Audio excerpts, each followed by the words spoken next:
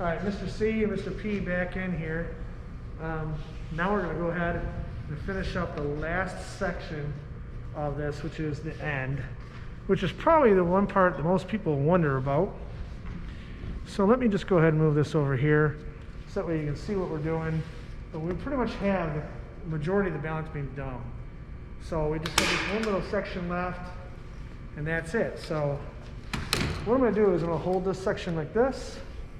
Mr. P, you want to go ahead and put a staple in there? Okay.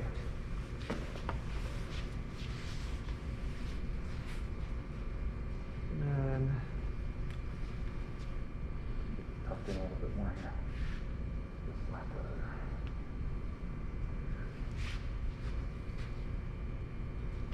I'm going to come on this side and then staple this over here. Let's worry about this one side, and then we'll do that side.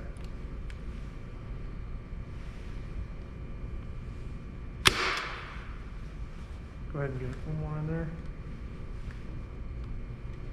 Nice. And then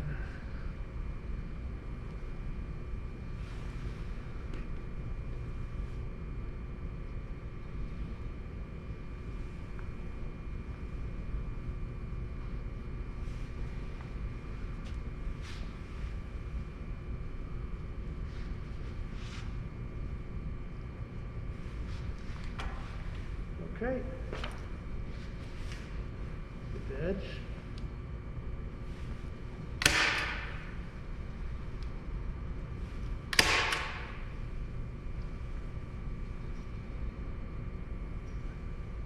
You got the scissors.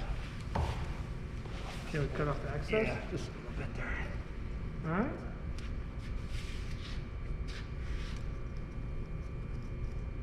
Looks good. Now I want to show you. You can see we have the end here. Mr. P is just going to finish up tacking that little bit left in the bottom there. But you can see what we have going on as far as the little girl's balance beam now is perfect. As you can see,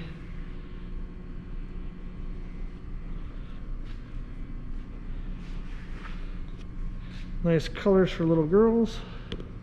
They're probably going to have this for years and years to enjoy. Hopefully they don't get hurt. Dad, you have good mats for them, right? Yes, sir. Okay. That's important. Let's have some fun, but let's do it safely, all right? So,